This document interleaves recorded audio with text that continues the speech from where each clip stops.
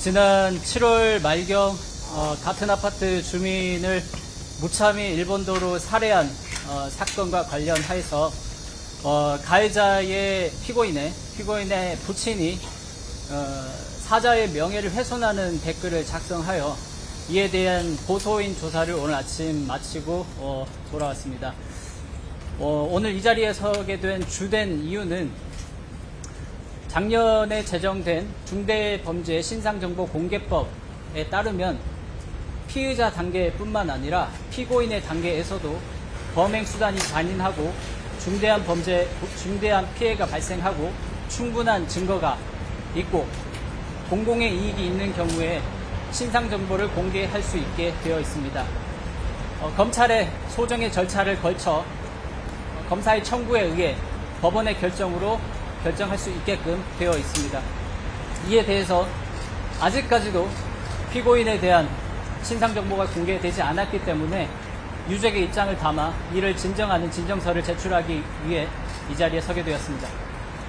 지금 현재 유족들 어떤 상태인지 구체적으로 설명 부탁드릴 수 있으실까요? 한마디로 참담한 심정을 가지고 있습니다. 사건이 발생한 지 2달이 조금 넘는 시점이 되었는데요. 그동안 이 사건에 대한 가해자의 만행이 드러나게 되었습니다.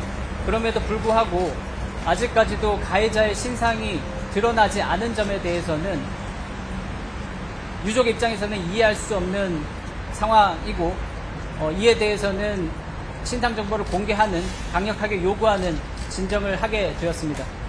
오늘 오전에 유족 측이 서부서에서 조사받고 왔는데 어떤 얘기 오가셨는지 말씀 부탁드리겠습니다. 우선 이 사건이 발생한 이후에 인터넷 뉴스 댓글에 알 수 없는 가해자를 옹호하는 댓글들이 달리기 시작하였습니다.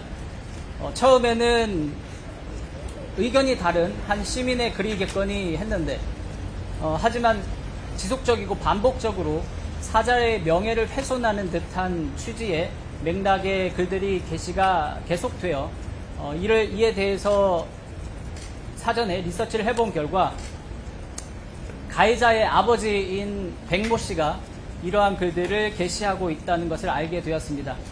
이에 대해서는 유족 측 입장에서는 또 다른 2차 피해가 아닌가, 그리고 2차 피해가 맞다는 확신을 하게 되었고 이에 대해서 고소를 접수하게 되었고 조사를 진행하게 되었습니다. 서울 은평구 일본도 살인사건의 유족이 온라인 커뮤니티에 올린 글입니다.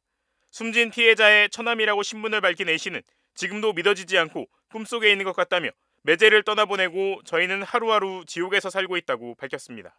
A씨는 피해자의 부인이자 자신의 동생이 매일 울부짖으며 힘들어하고 그 모습을 부모님이 보시면서 아파하고 조카들도 엄마 옆에서 가만히 있는 모습이 너무 가슴이 아프고 미칠 것 같다며 사돈 어른들도 하나뿐인 아들을 먼저 보내고 매일 지옥에서 살아가고 있다고 호소했습니다.